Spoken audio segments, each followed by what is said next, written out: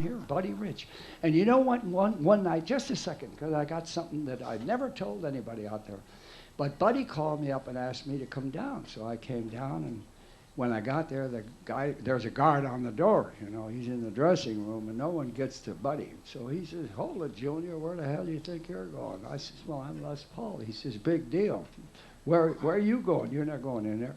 So I told him Buddy'd call me. So I went in there, and Buddy was sitting in the dressing room. This is like down here with the old Birdland. So he says, Les, I'm quitting the drums. And it was that night that he hung the drums up. He said, I'm never going to play the drums again. So I said, well, I guess, you know, every guy calls his own shot. I says, well, what are you going to do? He says, I'm going to play the guitar. Can you believe that? I says, Buddy, if you play the guitar, I'll kill you. Because I'm just waiting for a guy to come in on the guitar like a drummer, right? It's like Buddy Rich is going to play the guitar. So anyway, here's what he decided to do. He says, I'm going to do folk songs, and I'm going to come out and sing. And I'm going to tap dance. And Mary and I had to go to New Mexico. And I'm dialing the radio because I want to hear what happens to Buddy opening night at the Blue Angel. And he left the Birdland, quit playing the drums, went in and he tap danced on the top of a great big drum. So the stage was the skin of a drum. And he's up there doing his stick, and then he's going to play the guitar. And they announced that he folded that night. That's one night. Were you there? You act like you were there. Were you there? Were you? Get your ass up here. I want to hear it from you. Come on, it's a big step. Come on, come on, come on. Come on up here. Otherwise the people think I'm just BS, and I'm not. I'm not. Yeah. 60 or 70 years ago, wasn't Yes, right. It was 60, 70 years ago. There's the mic over there, you know. Yeah, there you go. There you 60 go. or 70 years ago. Very good. And what happened? Were you there then when he did? I was there. I gave him a Casio Go watch. talk in the mic. I for gave him a goodness. Casio watch that day. You did? That's right. Well, what's your name? My name? Yes, your name. You got to talk in the goddamn mic. Is it always over here? Hey, I don't want a goddamn comedian. I want a...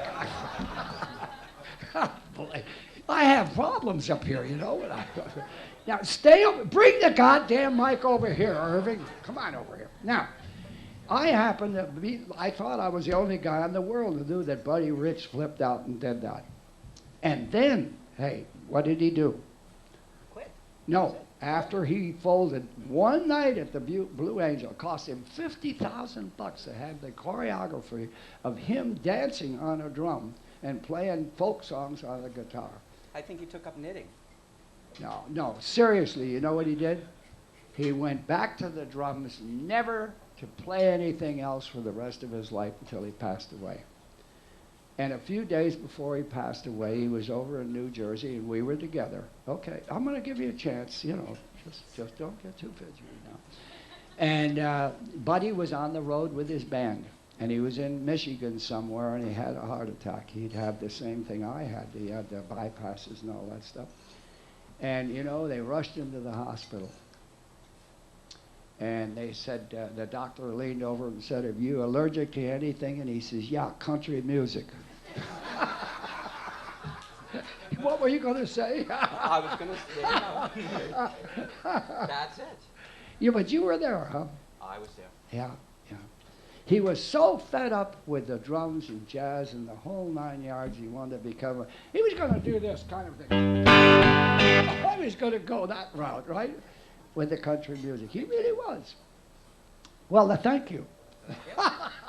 What's your name again? Am I excused now? Huh? Yeah, you're excused. What's your name? Ron. Hey, Ron. Ron, R-O-M? Yeah. Yeah. What do you do?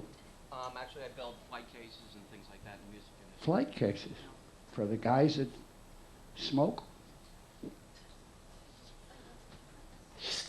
That was that kind of high, or flight cases. What is a flight case? ATA cases. Oh, you mean those things? Those things. We're actually working with Gibson guitars right You're kidding. Well, get over in the goddamn mic. Whenever you say Les Paul or Gibson, be in close on the mic. now. The fine makers of Gibson Yes? No kidding. are recommending our cases. We build them for Lincoln Center and a bunch of artists. You're kidding. Dickie Betts is starting to use all our stuff. Buddy Guy uses our stuff. Yeah. Dwayne Eddy, James Burton, Lean in the mic. Jeffrey Baxter. Right. We got to be right in. That's a cheap mic, so you have to get right in. Yeah. I'll be damned. Well, I know when you've really reached the high in your art, and this is what it is. You make flight cases for guitars and stuff like that. You get the endorsement of the Irving Fartzer Trio. Hello? Can you hear me? Can you? What am I missing here? Not a Who are these thing. guys? That just happened. They and the Nosebleeds are the two groups that you want to get to endorse the fact that you make a good flight case. You know, the flight cases are really a bitch because they put a hook over here, they put a hook over there, and they're all different. And if they made two alike, we could get used to something. That's right. That is correct, isn't it? Yes. Well, I want to thank you for rushing up here and talking so Well, much. thank We you very learned a much lot. for inviting me. Hey, thank you. Thank you. That's just Ron, what's his name, with the flight cases.